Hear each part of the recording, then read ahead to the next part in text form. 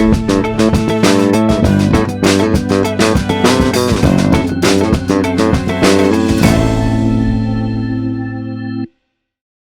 sveiki visi. Aš esu Gabija Banevičienė iš Lidl Lietuva ir be galo smagu dalyvauti pirmą kartą Lietuvoje vykstančioje karjeros mentorystės konferencijoje. Ir šiandieną pristatysiu, kaip Lidl organizacija mentorystės programa yra profesinės ambicijas atliepiantis įrankis. Bet dabar trumpai, ar esat kada nors susimąstę, kaip kitos skyriaus, departamento kolegos mes klausomės labiau negu tai, kas yra mūsų komandose, ar tai, ką sako mūsų tiesioginis vadovas. Tai dar šiek tiek noriu paprašyti jūsų, kad grįžtumėt į savo vaikystę ir šitą mano palyginimą pritaikytumėt, kaip mes, būdami maži vaikai, savo senelių arba žmonių, kurių nepažįstame, klausėme labiau negu savo tėvų. Tai būtent šitas tokias dvi sentimentales istorijas apie senelių ir anūkių pavyzdį aš papasakosiu, kokios vyko Lidl organizacijai. Bet dabar trumpai apie tai, kaip atsidūrė Lidl organizacijoje mentorystės programa. Tai kadangi žinote, kad Lidl organizacija yra atėjusi iš Vokietijos įsikūrusi, tai atėjęs šitas projektas iš Vokietijos, būtent Suomijos geroji praktika pasidalino su Lietuva ir Lietuva nusprendė taip pat šitą programą įsidiegti, tai yra lokalizuoti pas mus čia. Ir tikslas programos buvo šios, tai yra mažinti darbuotojų išėjimų skaičių, bet išlaikyti tuos mūsų stipriuosius talentus organizacijoje. Be viso to, mes savo organizacijoje turime tokį Lidl kompetencijų modelį. Tai yra didelis apskritimas kompetencijų, kuriomis mes vadovaujamės, stengiamės ugdyti darbuotojus ir tos kompetencijos yra įvairios. Nuo verslo kompetencijos, lyderystės kompetencijų, socialinių kompetencijų ir panašiai. Todėl šita programa, būtent mentorystės programa, puikiai atliepia tą mūsų kompetencijų modelį. Ir dar trumpos statistikos, tai organizacijoje mentorystės programa pas mus buvo įdiegta lokalizuota 21 metais, tai dabar šiuo metu jau vyksta 4 metus. Tai per visą šitą laikotarpį mes turėjome 55 mentorius, kurių bent iš 10 yra tų kolegų, kurie šitoje organizacijoje dalyvauja kasmet. Jie mato save kaip lyderius, ugdosi ne tik patys, bet ir ugdo kitus. Ir taip mes turėjome iki pat šiol 57 ugdytinius.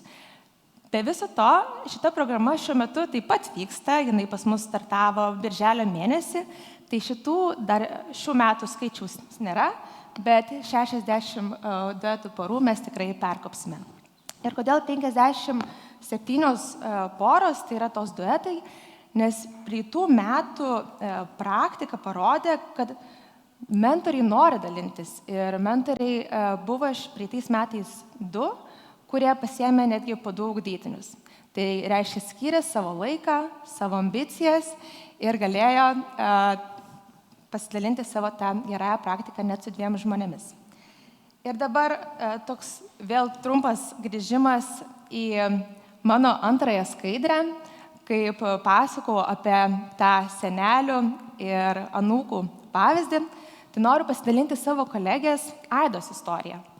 Tai Aida pas mus organizacijoje dirba jau 3 metus ir dirba personalo ugdymo skyriuje ir po 3 metų jinai sako, žinai, Gabi, man tokia rutina pasidarė, aš darau tos pačius darbus, man norisi kažko naujo, aš nežinau ir aš tikrųjų dabar tikrai esu tinkamoje vietoje, ar man galbūt reikėtų ieškotis kitose skyriuose kažkokių galimybių, pažiūrėti, ką daro kiti kolegos, atlikti to šešėliavimo dienas, gembas.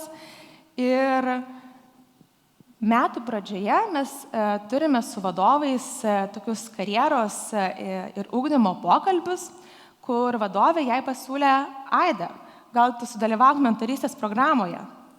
Ir Aidai čia buvo toksai kaip iš tikrųjų gelbėjimosi ratas, kaip sakau. Tai šitas ratas buvo tokia galimybė kad ją išgelbėjo ir paliko mūsų organizaciją.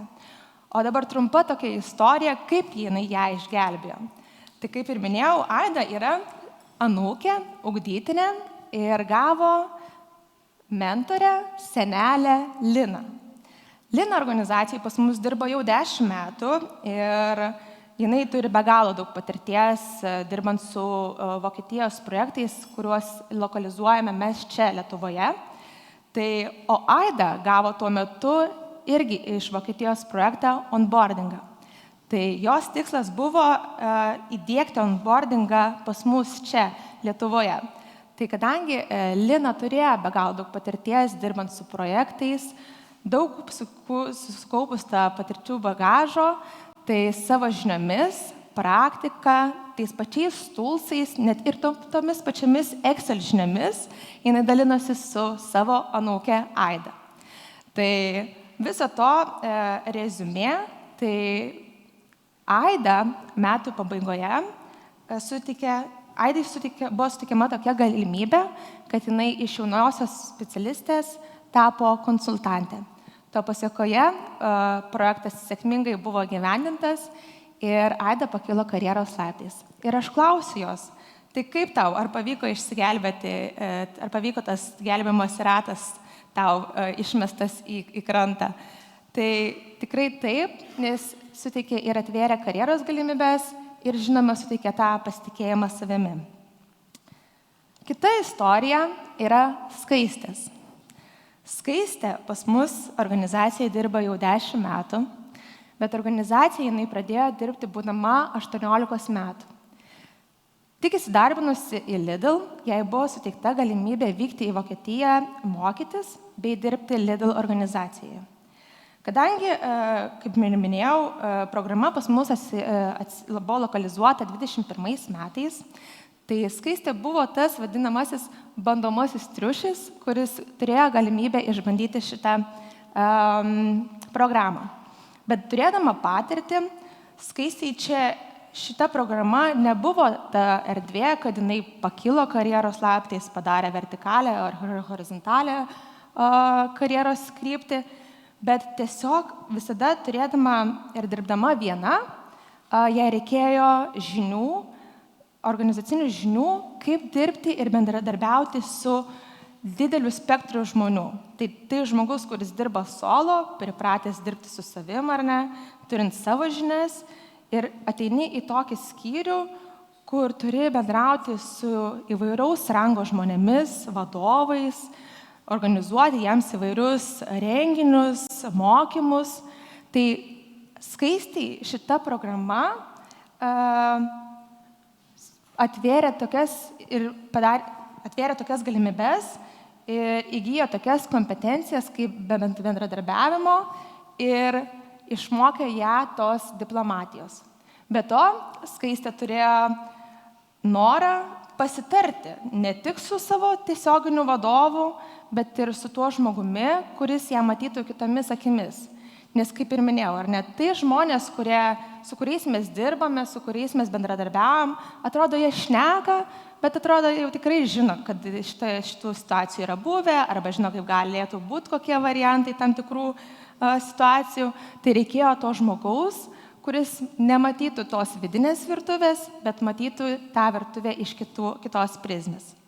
Tai atsakant, ką šita Skaistės istorija davė jai kaip karjeros prasme, tai atvėrė daugiau žinių, daugiau bendradarbiavimo kompetencijos ir, žinoma, tos diplomatijos.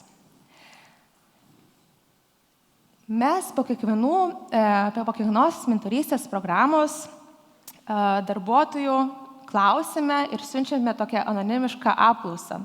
Tai kas yra, ką jūs įsinešate iš tos mentorystės programos, ką jums duoda jums, kodėl jūs joje dalyvaujate.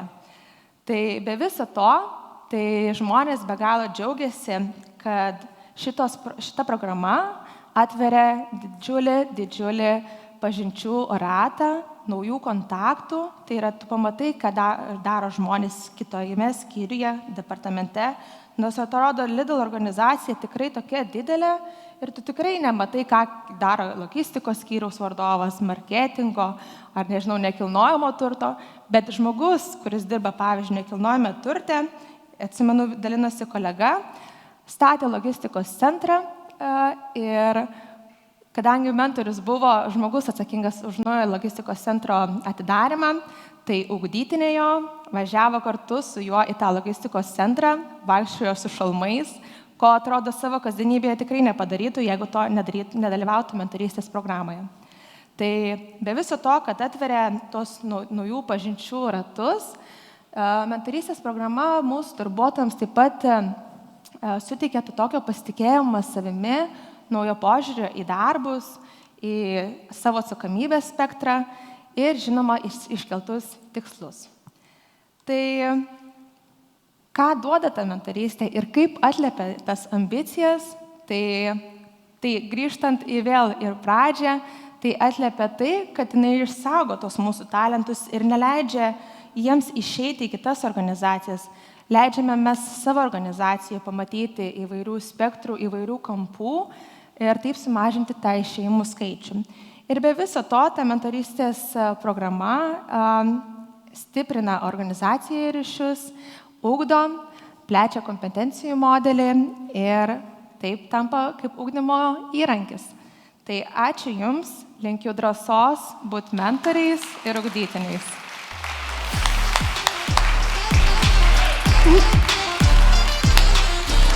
Klausimai.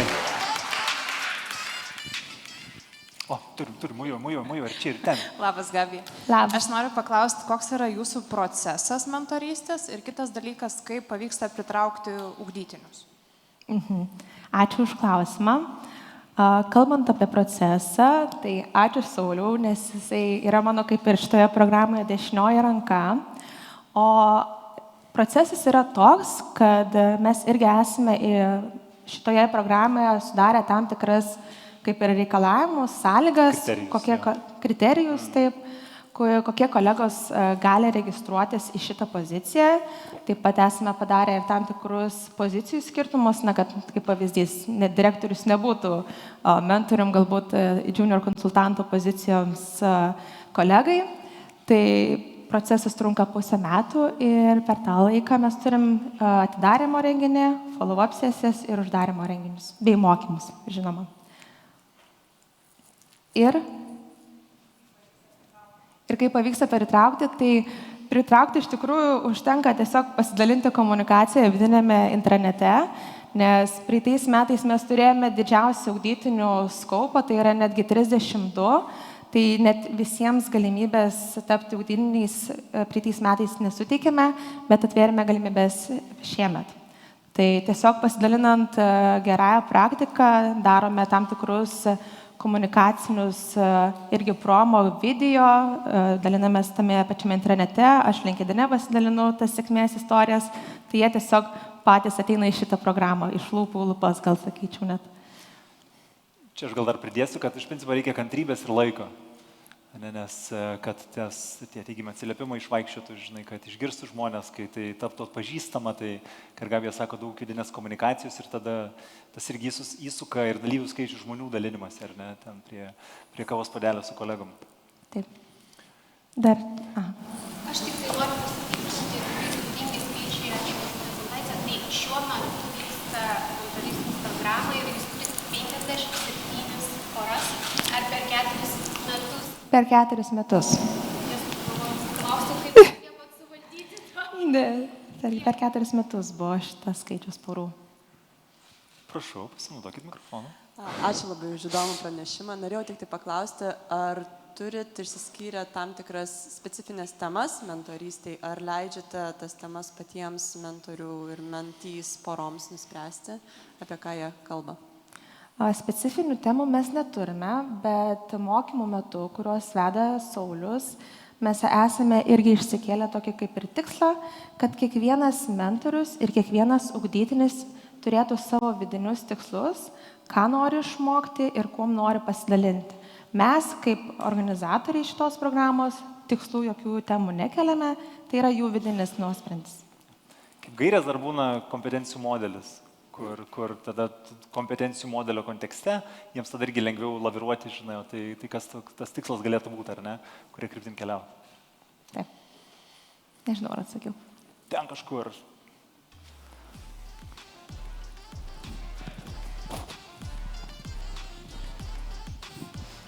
Ačiū už puikų pranešimą. Aš norėjau labai greitai paklausti, ar ši mentorystės programa yra prieinama tik biuro darbuotojams, ar taip pat ir parduotuvių. Ir jei taip, tai galbūt kaip ta žinutė yra ištransliuojama parduotuvės darbuotojams. Ačiū. Ačiū už klausimą. Kol kas per visus šitos 4 metus šita programa yra skirta Kauno ir Vilniaus administracijos darbuotojams. Bet labai ačiū už idėją. Visai fana mintis būtų pagalvoti apie mentorystės programą ir parduotuvės darbuotojams. Tai kol kas tik administracijos darbuotojams. Nu, dar vieną. Ir gerai. Manau, kad pertraukos, kada galėsit pakalbinti. Ačiū tau, sekundėlę.